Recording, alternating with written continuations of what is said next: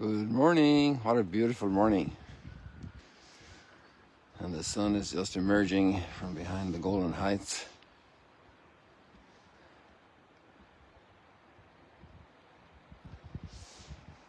Got back yesterday evening from Jerusalem here to Magdala. And two very powerful memories. Well, three.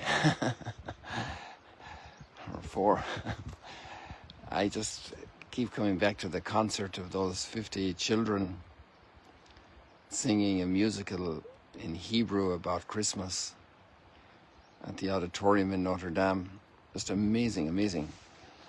I must keep an eye out for I'm sure the Christian Information Center will do a report on it, an audio, a video, so I hope, and I hope to remember to put that link up for you, because it was just so sweet, so powerful, so deep, so spiritual, so strong. And all their little faces filled with joy. And they're obviously at the beginning of a long, God willing, a long life of development and growth, and the future that signifies for humanity. It's so beautiful. And then yesterday morning I was privileged to greet a group of Israelis who came to Notre Dame, and they were being instructed by an Israeli lady who is a Jewish lady, and has her strong political convictions as well, but her purpose is to educate Israelis to better understand Christianity. We're not talking here about evangelizing or anything, just to know the other as other, and to understand where we are coming from as Christians. So they had some introductory talks, and they also went and visited some of the places of Christian identity in the old city, such as the Via Dolorosa and so on, the Way of the Cross, to understand the concepts that conform the mind of the Christian and the attitudes of Christians.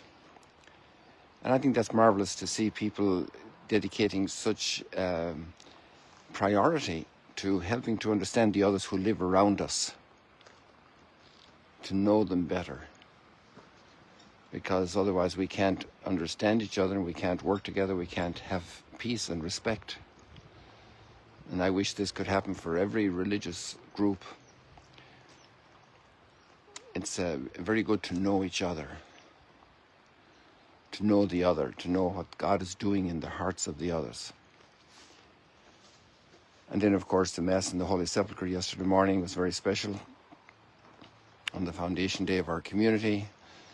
And then I did the live stream, as you know, at the Western Wall. And it was a little special. I was dressed in my cassock coming out of the Holy Sepulchre, and I don't think many of the Jewish people had ever seen that were there.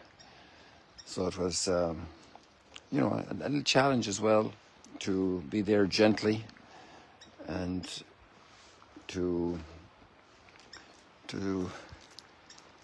know who you're with, to know in whose company you are moving and present, to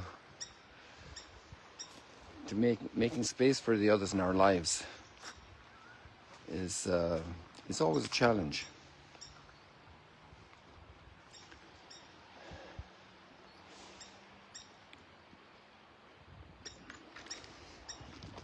There are very strong statements in the first reading today,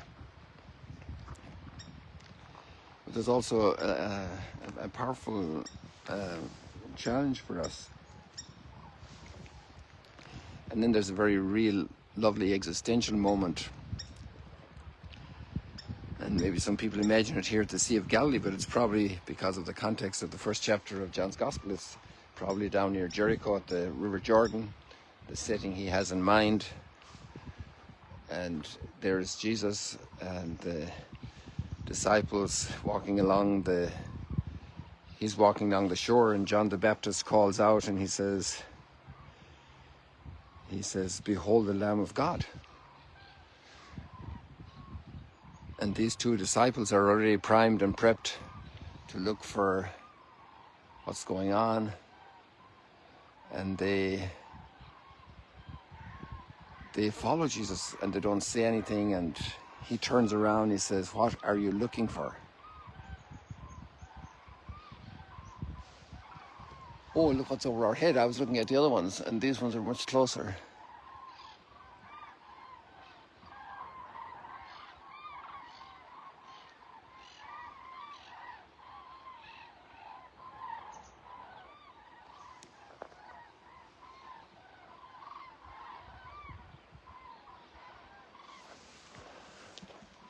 Isn't that marvelous?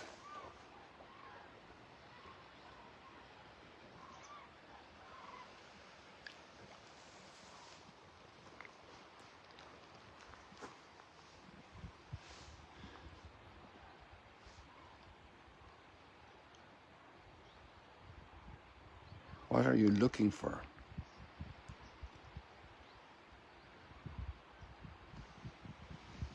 And they don't have a direct answer. And maybe it is a direct answer as well. They say, "Where are you staying? Where do you hang out?" So it's a gentle introductory moment. Where are you staying?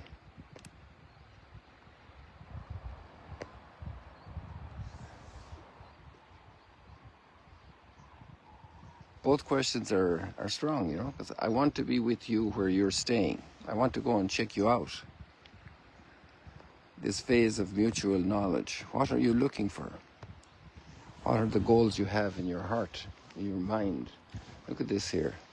Maybe it's a mother and daughter, big hug in the morning, friends.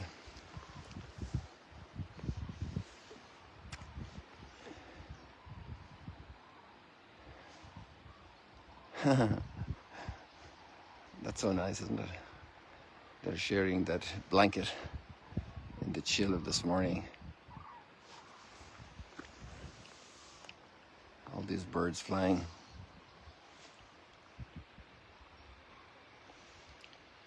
What answer would you have for Jesus this morning if he asked you right now, what are you looking for?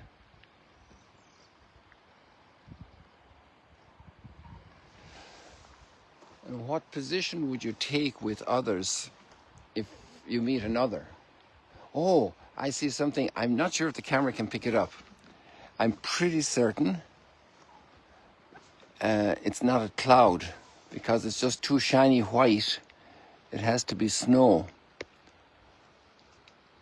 And it's going to be difficult to find it. But you can see, like, in the center of the screen there, like two tufts of bushes there sticking up, and then on the left as well. But in the center, you see that brighter white?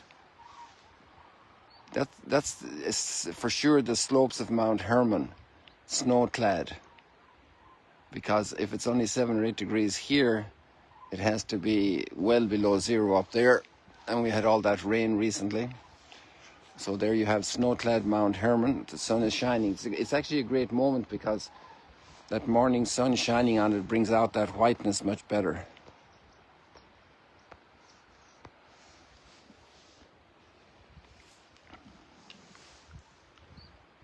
What are you looking for? To be able to enter into the space of another who's entering into your space. To engage the other. The child that in the morning waking up, these two friends who are there together, maybe it's mother and daughter,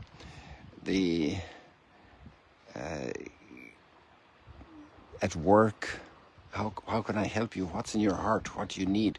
But obviously the question from Jesus is very deep. What are you looking for? Like you meet your mom, you have one thing in your heart to say, but you meet somebody at work, it's another level of acquaintance, familiarity, friendship. It's not the same.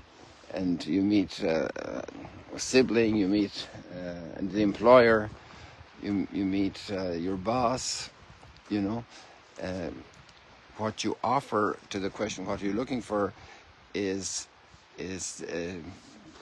narrowed down in a certain sense, the contours of it, the parameters. But when you meet Jesus, there are no more parameters.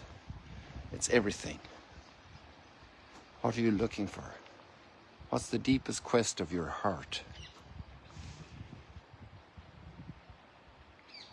And they stayed with him the whole afternoon because he invited them to come and see. And they're two brothers. So Andrew goes off and tells his brother Peter. And eventually John goes and tells his brother James. And he brought him to Jesus. Because they found something very deep. Something life signifying.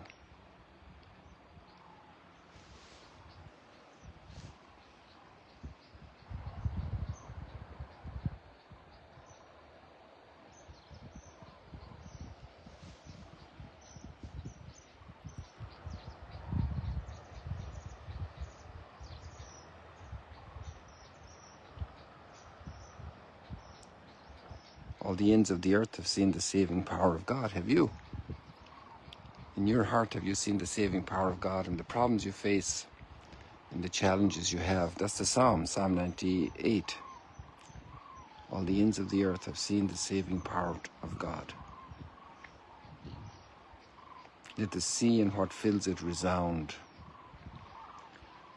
The world and those who dwell in it. Let the rivers clap their hands.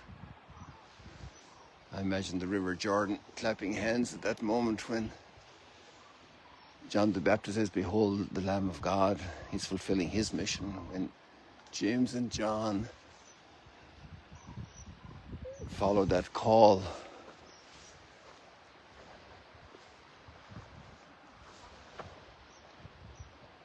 some more birds going out there. We have then Jesus asking them, "What do you want?" And the whole development of Christianity is starting. The first disciples, the rivers are clapping their hands. This is why the whole world was created, for the salvation of humankind, for our life to flourish. The trees are dancing, the waves are rolling in. Nature is happy to see grace happening in the hearts of people.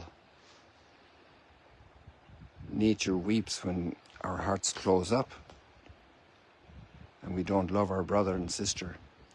The last line of the first reading. That great first step to love and respect the other.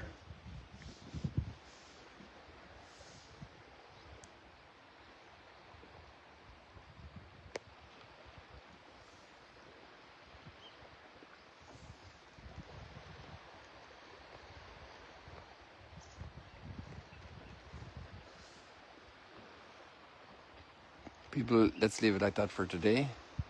God bless you.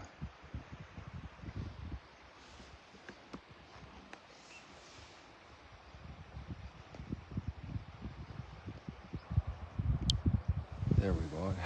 So many efforts to turn the screen around. I don't know what it is with the sensitivity of the screen. I'm trying to turn it back now to the sunrise. There we go. God bless you. See you later, alligators.